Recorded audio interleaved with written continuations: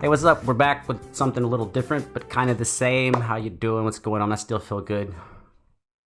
Magical. Cats riding unicorns. How can you not be in a good mood? What's different? This is live. Woo, with a live band. Yay. And a song I know, Dream Little Dream, which it's funny how memories stay in your head. I first found out about this song when I saw the movie Dream a Little Dream of Me as a rerun on HBO. And this song is the name of the movie, and it's also at the ending credits. And I was like, that song's pretty cool. And here we are. Hey, there's a cat who wants my attention. Let's see if we can ignore her for a couple of minutes. Nästa sång heter Dream a Little Dream of Me från Ellis.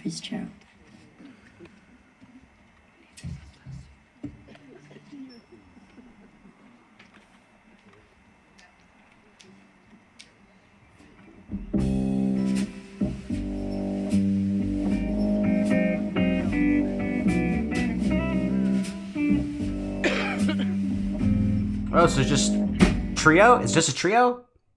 Guitar, bass, and drums? Ooh. That's like a dangerous setup. I love it. I love it, but it's like there's no, you can't make no mistakes.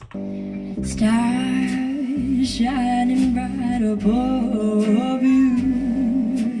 Night breezes seem to whisper, I love you. Birds singing in the sycamore tree. Dream a little dream of me. Oh, hell yeah.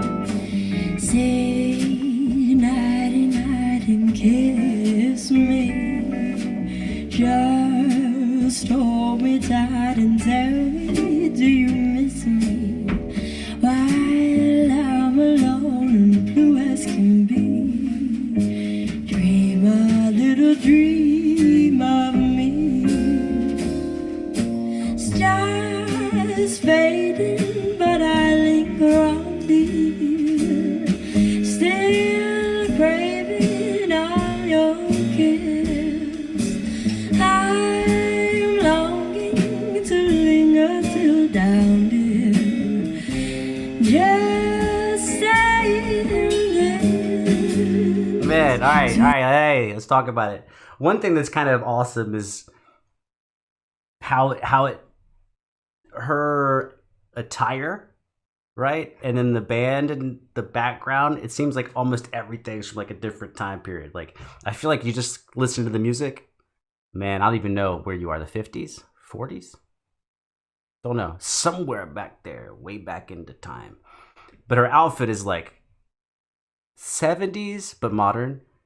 But the sitting in the nature, it's just a weird everything going together. I'm loving it, but it's also like this very much reminds me of small lounges. Like, I'm even saying the word lounge because of the music. If it wasn't the music, I'd call it a bar or a club. But it's like, I remember hearing music like this or playing music like this, which I did not play much in this style with the trio setting. It's really rare that I've done that.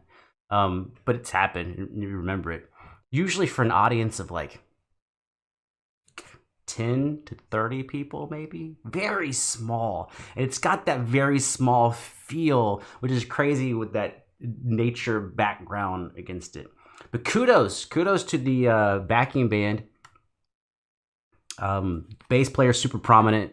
Timekeeping being kept, I would say, on the hi-hat.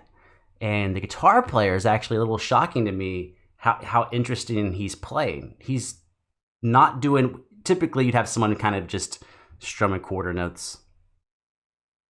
Maybe if you want to relax it, half notes. But instead, he's kind of playing back, and he'll come forward with something and then stay back. But even when he comes forward, he's still back. I would say of the three people, the guitarist is way in the back. He's almost like the strings you would hear on some of her other arrangements. But her phrasing, not just her phrasing, but really capturing, I wish I knew my jazz time periods better. But she reminds me of a very actually singing as if it was black and white and she was like 50 or 40 or something. Dreams of sunbeams find you. Sweet dreams that lead our worries behind you. But in your dreams, whatever they'll be, dream a little dream of me.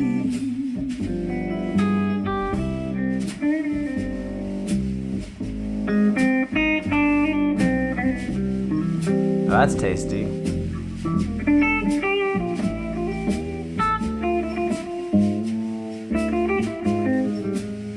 That's a very tasty solo. I have not heard enough versions of this in the past to remember if he's lifting. That's a fancy word for stealing. If he's lifting the solo. Either way, it's a great solo, and what he's really doing impeccably well is instead of playing a scale across the chord changes, like what key are we in, or what key are these two chords in, and you kind of think higher level so you don't have to make so many decisions and choices, but he's actually playing chord to chord, which to me is the most difficult way to do it, and I'm pretty lazy about that, because like you need to be thinking all the time, like where are we, what's the next chord, how do I emphasize that. Very tasty, very traditional jazz solo. A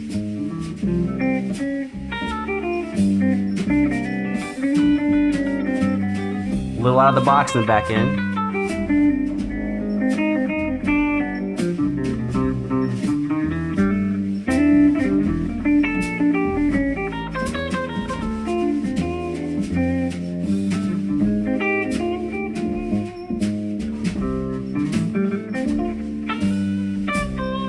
Dude, that's a solid solo. Notice how I did not say fracking in there. That's a really tasty solo. It doesn't have, maybe the pop and the energy we're used to in the last 30 years, but that is a absolutely killer solo, doing everything it needs to do. Got some pop in there, got a little bit of push, but not enough that would change the essence of the song, and just nailing the chord changes, and got a little outside the box and back in, outside, back in.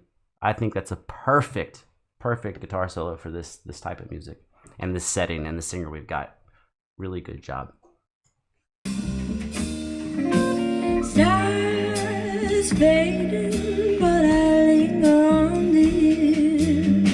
still. Oh, since we're talking about the guitar player, might as well talk about the bass player for a second. Not talking about the bass player. And this is one of those sad jokes, but it's a true joke. If you don't mention the bass player, it means the bass player is killing it. Because in this type of a song, you only really notice the bass player if he messes up. So it's like the fact that we're not talking about the bass player means the bass player is also doing a super excellent job. Maybe the best job out of the band members. Because he's got the loudest sound, but you're never really listening to him. Occasionally, in between lines, you might be listening to him. So the fact that you're not thinking about the bass player, it shows you what a great job he's doing. Same can be said for the drums, but the drum part is a little easier. I'm not a really good drummer, played some drums. It's not really... Same thing. Let's not notice you. You're in the background. But yeah. Craving on your kiss. Now let's get all the comments out. Let's get them all out. They're all out right now. She is sounding wonderful, sounding lovely, and someone's comment the other day, and I'm only addressing this comment because I think it's an idea people might have, and I just want to make it clear it's not like a big deal. When I was listening to that one song, the Queen song, and I said, to me, she doesn't sound like Angelina. Right? Someone's like, well, it is Angelina, so who else could it sound like? And sometimes you'll say she's like the girl of 1,000 voices. Well, if you're doing an accurate representation of an impression, you don't sound like yourself, right? If I were to do an Elvis Presley impression and it sound like Elvis, then I wouldn't sound like me. I would sound like Elvis. And you do have the intermediate phase where do I sound like me pretending to be Elvis? But she has so many varieties in her vocal style that sometimes she doesn't sound like Angelina pretending to be someone. She kind of sounds more like that person. So this is another one of those where I think she sounds. I don't want to say Etta because I don't even know what I'm talking about. I think that was in the description or something, or she said it earlier. But she does sound more like another human being than her. That's a compliment. That's not a negative. That's a crazy ability to be able to transform your sound, be it whatever instrument, vocals, whatever, to transform it to such a level that there's very little. There's a little bit, but there's not a whole lot of your underlying thing. Man, whatever way I say this, if you're negative, you're gonna take it negative. And if you're positive, you're gonna take it positive. That's all I can say about that. Longing to linger till down there, just saying this. Sweet dreams till sunbeams find you. Sweet dreams that leave all worries behind you. And your dreams whenever they'll be. Dream a little dream of me. Yeah, a little cool right at the end. Man, this is a very shocking arrangement. It's really, it's so sparse. I actually think you could do, or they could do, it's them playing, right? So like, but I bet if I was just like, hey, why don't you do this? I bet you would be shocked how close it sounds. I bet it could just be her, the bass player, and the drummer's hi-hat. Of course, you got to cut the guitar solo. There's no guitar, so you can't take a solo. But I bet it could just be bass and a hi-hat and her. And I think it would be surprising how close just that is to this entire arrangement. This arrangement is extremely sparse. Kudos to the guitar player as far as, I mean, you never know what decisions were made by who. That doesn't matter. You still have to execute. You still have to have the overall vision, and everyone's got to work together. But to have just 3 instruments and the guitar be non-existent for the majority of the tune really means you just have 2 instruments. And out of the drums, what do you really hear? I don't even know if I noticed the bass drum. I guess I didn't. Maybe he played the bass drum in there. Don't know.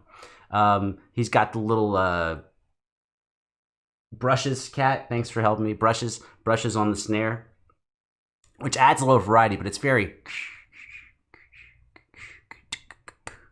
low. And then he uses the brushes on the cymbal. Not you. I'm not actually summoning you as a joke. You didn't actually tell me. You don't have to get up. It's really the hi-hat. Bass, hi-hat, her vocals, not in that order. In order, her voice, 2, the bass, 3, the hi-hat.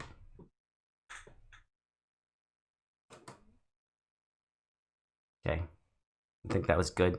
Also, like, my light's flickering because now my cat is rubbing against things that are plugged in. Show me you're alive. You're like a hostage victim. I have to show people that you're still alive. I'm not. Look, she's not starved. She's not dying. She's just dramatic. Look, you're very safe.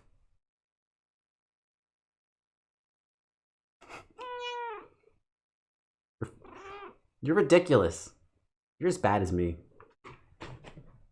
Probably because I raised you. I'm out.